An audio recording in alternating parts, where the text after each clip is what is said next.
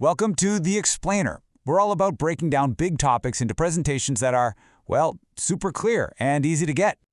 Okay, let's just jump right in with a question. What if your pantry wasn't just shelves and cans? What if it was actually alive? A living, growing system that could, replenish itself.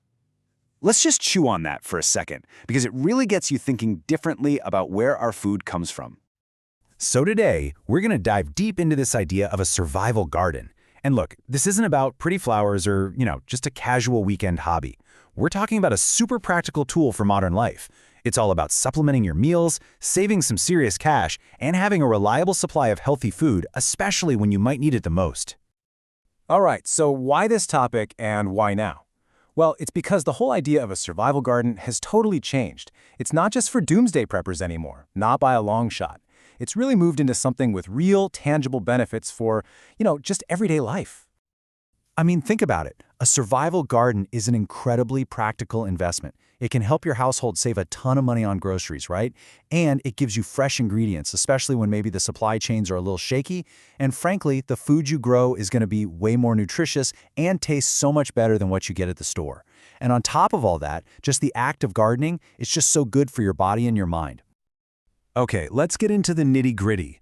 A survival garden, it's not about just, throwing some seeds out there and crossing your fingers. No way. It's a strategy. And like any good strategy, it needs a solid blueprint before you even start. And here's the key thing to remember. Unlike a regular, decorative garden, every single plant in a survival garden has a job to do. It serves a purpose. This is not about how it looks, it's all about function. And that's why planning beforehand is just absolutely essential. So, your plan really boils down to 3 core pillars. First up, maximizing your calories. You've got to get the most energy possible from the space you have. Second, you need to balance that out with crops that give you all those essential vitamins and proteins. And third, and this is a big one, you have to plan for how you're going to store it all so your harvest actually lasts. And if you want to see this in action, just look at this number, 13,000. That's how many calories you could potentially get from one single, pretty small garden bed. We're talking 2.4 by 1.2 meters if it's packed with just dried beans. It's just a perfect example of how planning for those calorie-dense crops pays off in a huge way. Okay, so when we talk about all this planning, I know what you're probably thinking. But I don't have the space, right? That's what a lot of people think. But honestly, that's one of the biggest misconceptions out there. You can be incredibly productive, even in a super small area. I mean, you can create a surprisingly productive garden with all these clever little solutions. You've got fabric grow bags, which are perfect for things like potatoes. You can use hanging containers, raised beds. You can even use simple buckets on a sunny windowsill. It all adds up to a significant amount of food. So what's the secret sauce for small space success? It's simple. Grow vertically. Think up, not out. When you grow vertically, you save a ton of ground space, obviously, but it also gives your plants better airflow. And you know what that means? Healthier plants and, yep, bigger harvests. And here's a fantastic example of the kind of strategic choices we're talking about. Let's take beans, for instance. You've got bush beans. They grow fast and give you one big harvest, which is great. But then you have pole beans. They use a trellis, right? They take advantage of all that vertical space to produce food all season long. You end up getting way more food over time from the exact same little patch of ground. All right, so we know how to plan the space. Now for the really fun part. What do we actually plant? To make it easy, we've grouped the top survival crops into 3 absolutely essential categories to help you build a really balanced garden.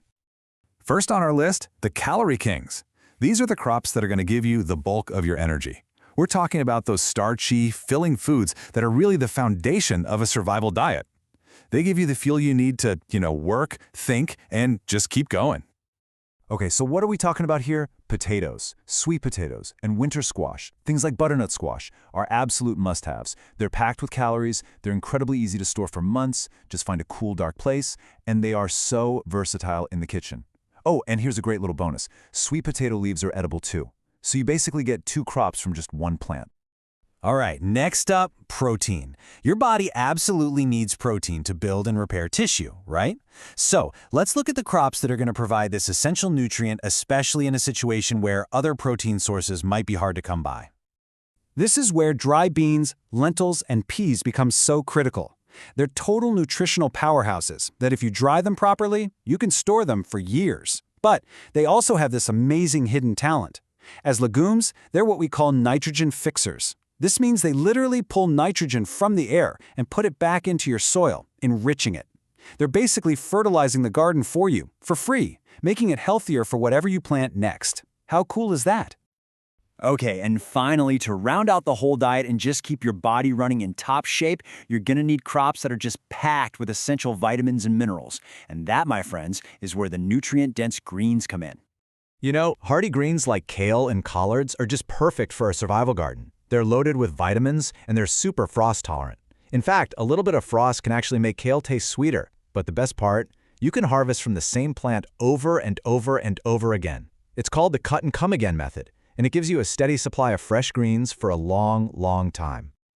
So, let's be clear. A true survival garden doesn't stop when you pick the food. Nope.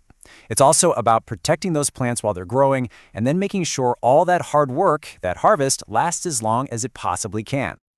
And, you know, instead of running to the store for synthetic pesticides, you can often use what you're already growing. Take garlic, for example. It's not just a staple for your kitchen, it's a really powerful, all-natural pest repellent.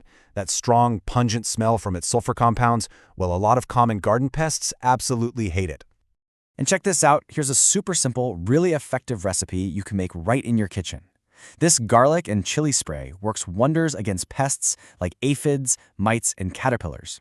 And the little squirt of dish soap, that's the trick that helps the mixture actually stick to the leaves, making it way more effective. Just remember to spray the undersides of the leaves too, because that's where those little critters love to hide.